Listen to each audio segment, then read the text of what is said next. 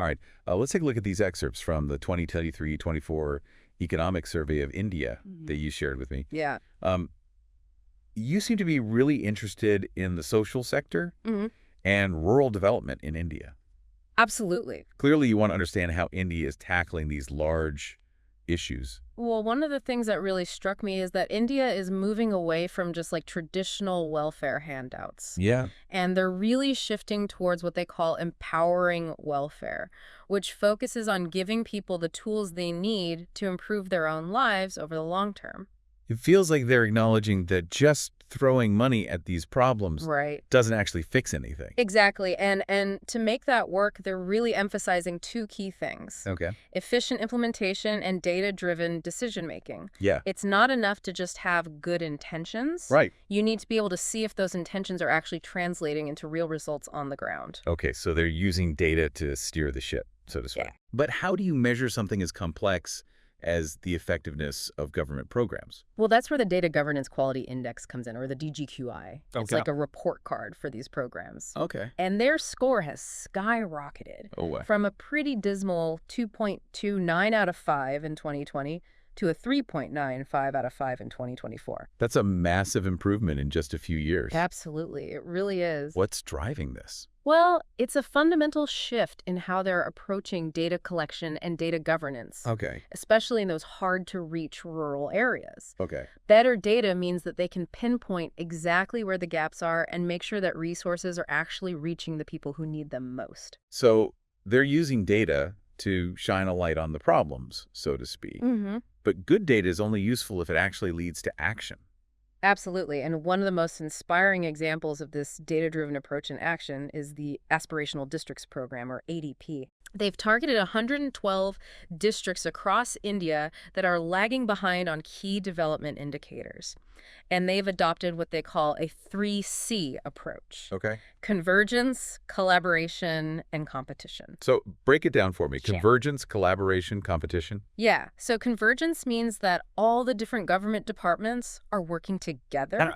They're not operating in silos. Okay. Collaboration brings in local communities and civil society organizations to make sure the solutions are actually tailored to the local context. Yeah. And then competition adds a little bit of spice. Okay. Districts are encouraged to outperform each other in this friendly race to the top. That's really fascinating. So it's like a team sport, but everyone wins because it's about improving people's lives. Exactly. And the results really do speak for themselves. Okay, give me some examples. Sure. So take Baramulla in Jammu and Kashmir. Okay. They face some serious challenges Okay. with harsh weather, with tough terrain, and they were able to establish birth waiting wards in a lot of these remote areas, which has been a game changer for pregnant women. And then they really put a lot of effort into tackling malnutrition. Yeah. And we've seen a significant drop in severe and moderate acute malnutrition rates. So from struggling with basic health care to nearly eliminating malnutrition, Yeah, that's a real testament to the effectiveness of a focused approach absolutely. and a data-driven approach. Are there other districts like that Oh, definitely, yeah. that are seeing that level of success? Yeah, Gumla in Jharkhand, Yeah. they had different problems, low income, poor agricultural productivity. Yeah. But they got really creative and started promoting the cultivation of ragi, which is this super nutritious grain. What? And they've empowered women in self-help groups Okay. to manage the production and marketing of this grain. So it's not just about providing a handout or providing a solution. Right. It's about helping people to help themselves. Yes. Exactly. And this whole idea of focusing on social enablers is crucial. Okay. Things like health and sanitation, you know, we take them for granted, but they're really the bedrock of any kind of development. Absolutely. India has made impressive strides in child immunization with their Mission Indrahanish program. Yeah, they say that fully vaccinated children in the 12 to 23 months age group has gone up to 83.8%. Wow. In just a few years, that's incredible. It is, yeah. From 77.9% in 2015-16.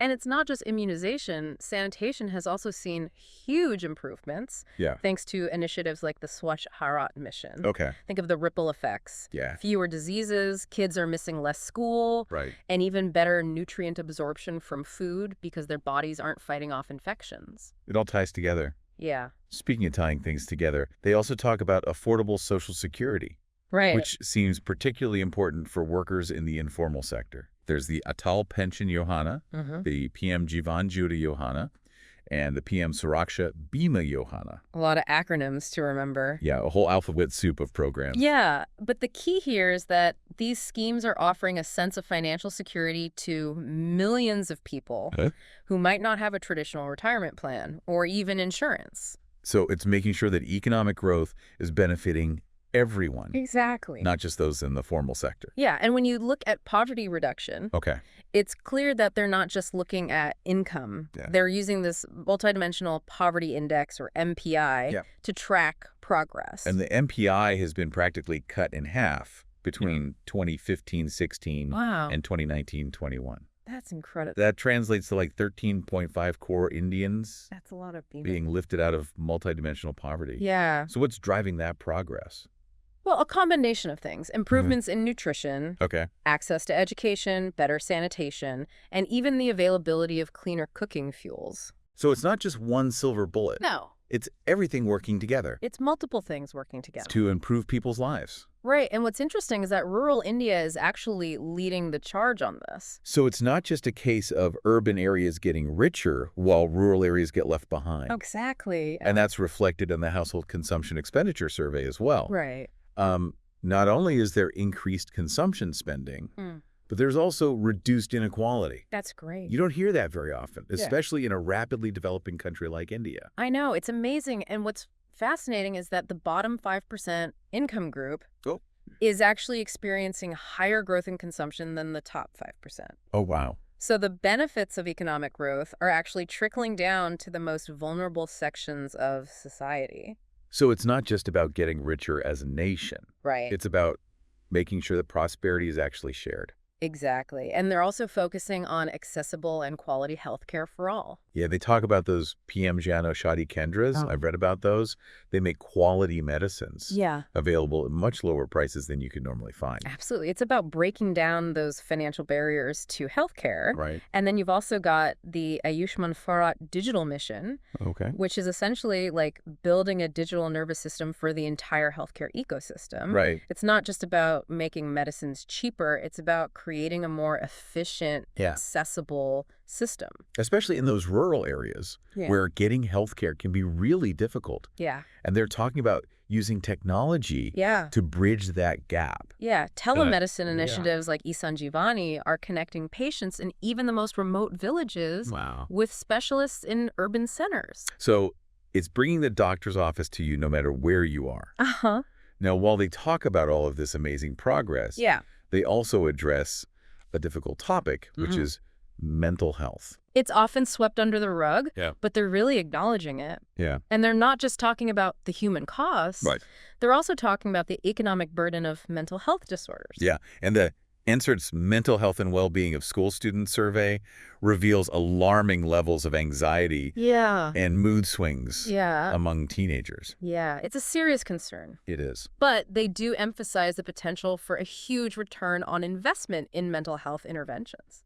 So investing in mental health isn't just the right thing to do. Right. It's also the smart thing to do. Absolutely. A healthier population is a more productive population. And what are they actually doing about it?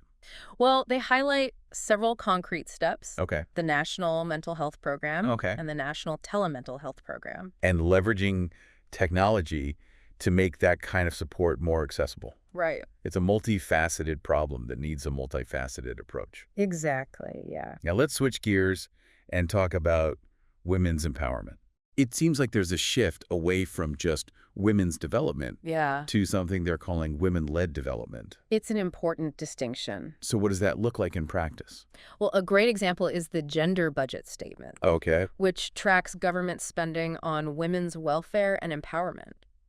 So they're putting their money where their mouth is? Exactly. How much are they spending? A lot. The gender budget has grown to a whopping 3.1 lakh crore rupees in financial year 25. That's a lot of money. Which represents 6.5% of the total budget.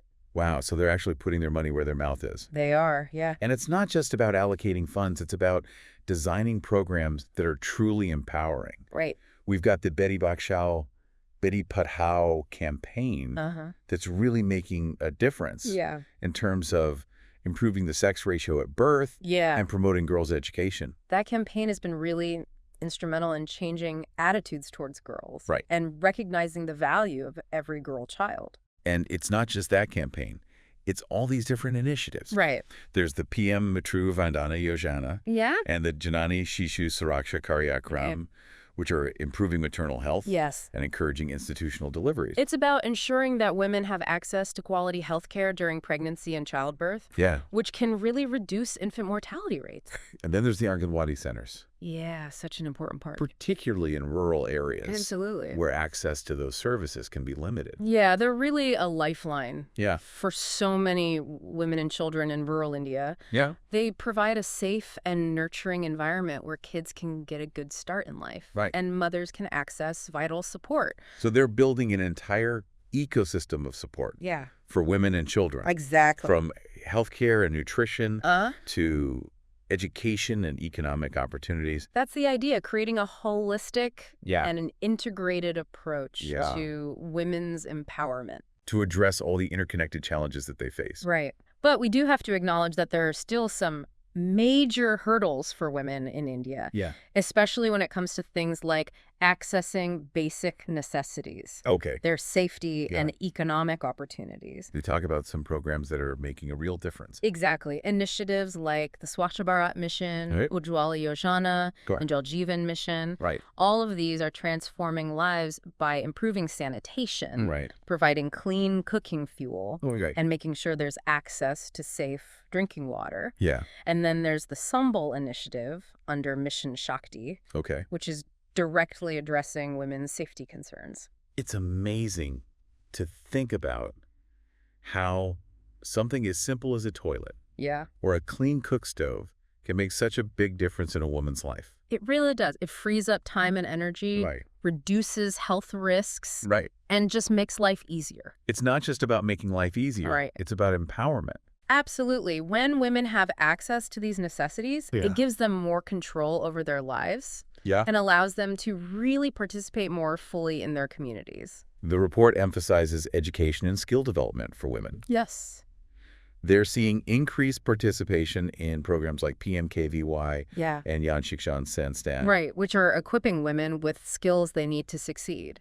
But it's not enough to just provide the training. No, you're absolutely right. You also have to address the underlying structural barriers. Things like lack of childcare, safe transportation, and even social norms that discourage women from pursuing certain types of work. It's about creating an environment where women can actually use their skills. And that's what the government is focusing on, economic empowerment. Exactly. They're seeing a rise in female labor force participation. Up to 37% in 2022 to 23. Wow. Which is a significant jump from 23.3%. Yeah, that's incredible. Just a few years ago. It seems like things are moving in the right direction. They are. But there's still ways to go. Absolutely.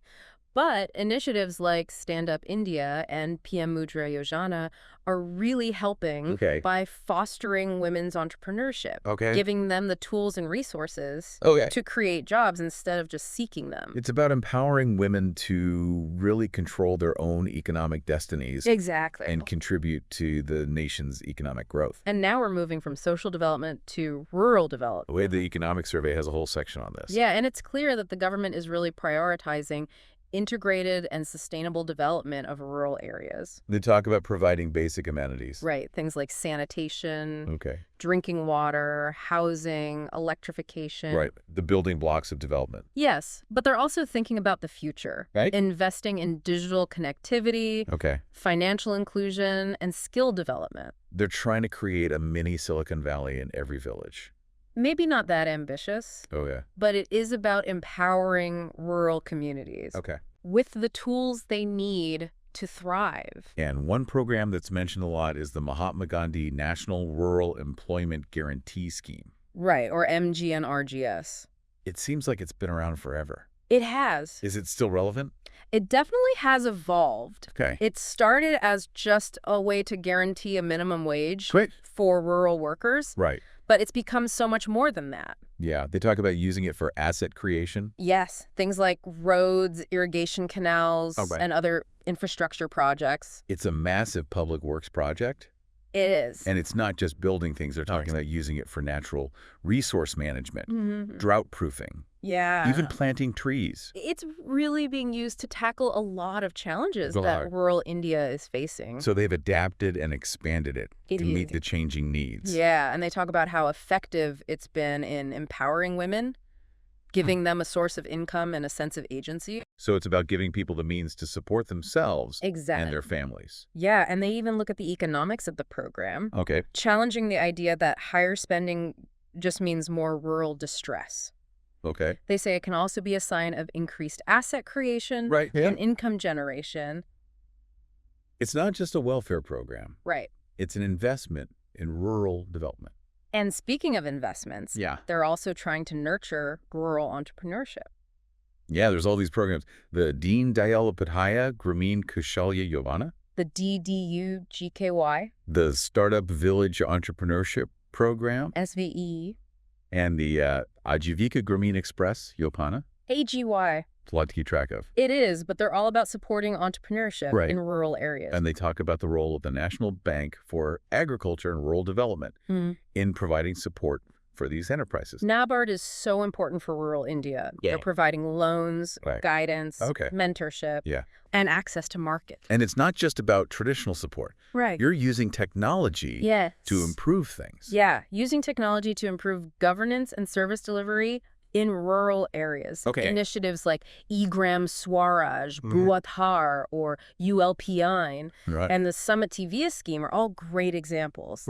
It's about bringing the digital revolution to rural India.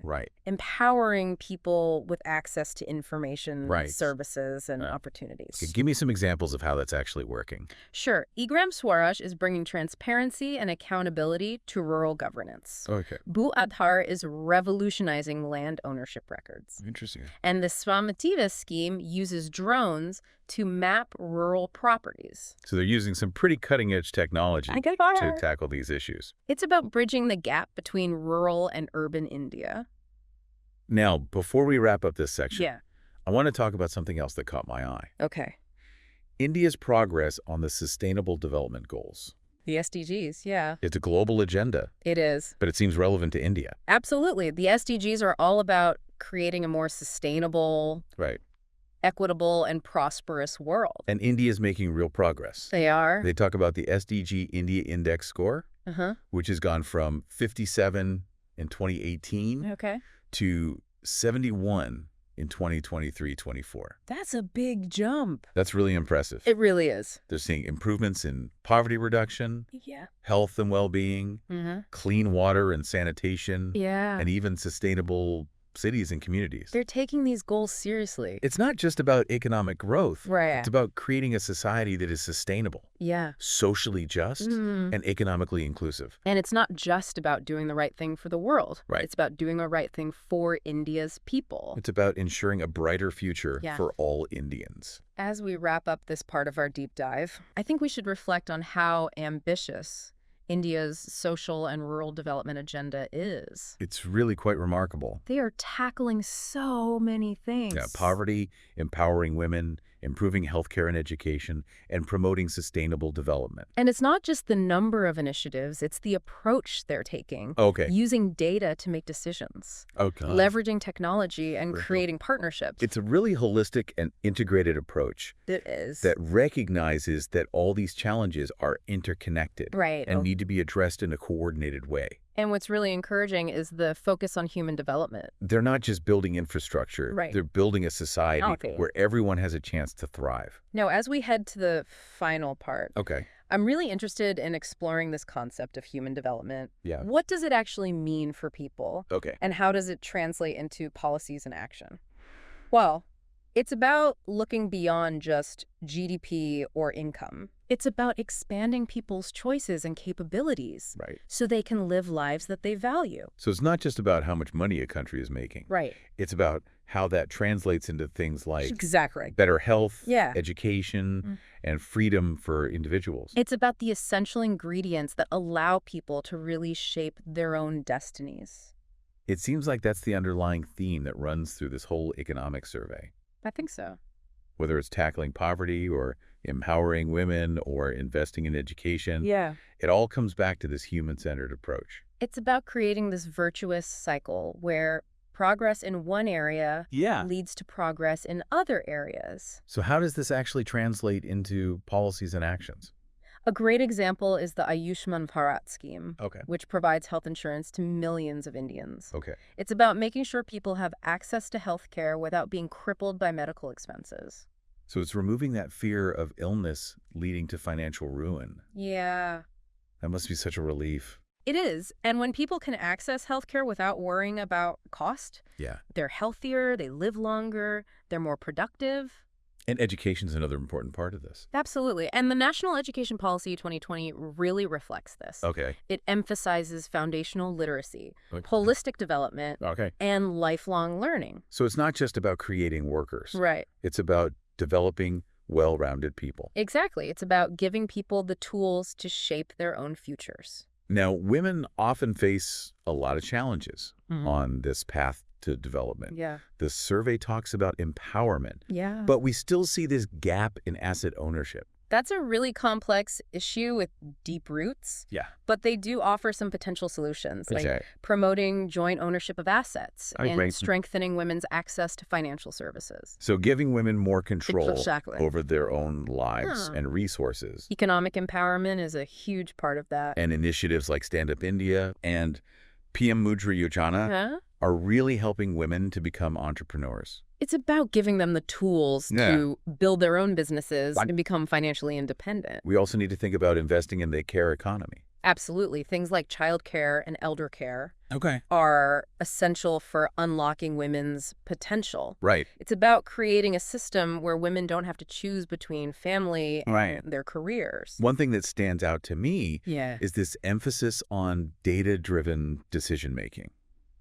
They're really using data to inform policy. Yeah, it's like they have a data obsession. I think it's a good thing. Yeah. They've got the DGQI, which is like a measuring stick for how well government programs are working. And their score has improved so much. It has. Which shows that they're actually using the data. Yeah, they're not just collecting it. They're using it to improve things. It's about moving away from making decisions based on gut feeling and toward an evidence-based approach.